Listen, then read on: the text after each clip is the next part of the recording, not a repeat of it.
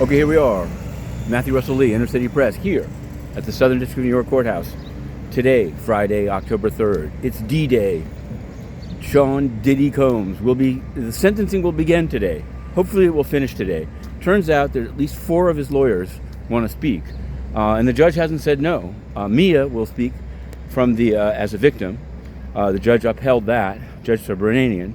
And at midnight last night, Brian Steele, who's put in a series of letters of support, Miles Guo among them, Palm Beach chaplain of the police there, and Sean Combs' letter himself. But he put in a video. He was supposed to give it to the prosecution at 5 p.m., and I'm sure he did. But at midnight, he put a Dropbox links into the docket. So we Dropboxed, and we put it up. And you can find it. It's well, you can say, I haven't rarely seen that, but it's not the only time I've seen it. I actually do remember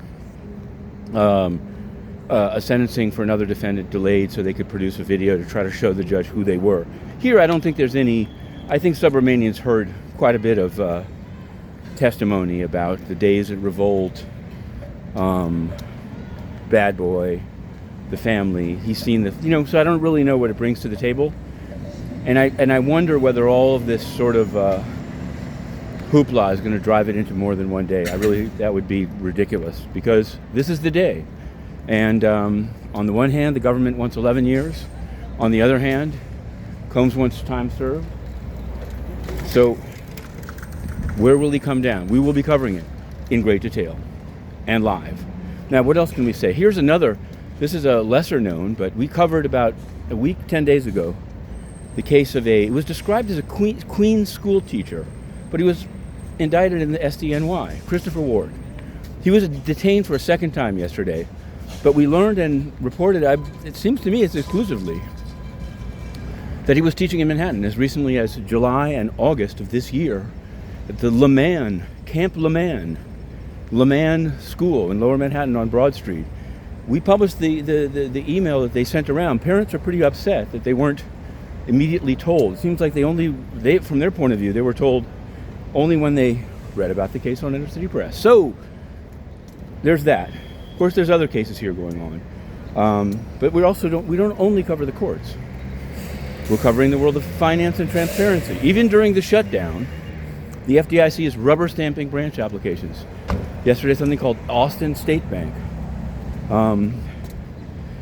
This is as they are just about to, according to them, stop giving any kind of public notice of branch applications. So we're all over it, and we're covering it very close. We're also covering the United Nations, where in 2020, we already pushed out of the UN for our reporting on Guterres.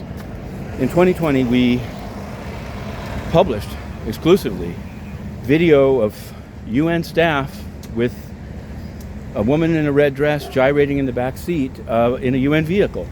Now, they denied it at first. They ignored it. Then they said they were going to take zero tolerance. They were going to do a lie. Well, we've published now what they did, and they did almost nothing, and it confirms everything that we reported. Will the UN apologize for denial? Now, look.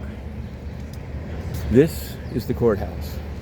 This is the Diddy scene. I almost don't want to show this sign. Oh, at least it says free speech. So, we're going in, but it's quite something. This is the scene across the street. This is the focus, and we'll do it, at least for today, but one day only. Inner City Press, we're going in.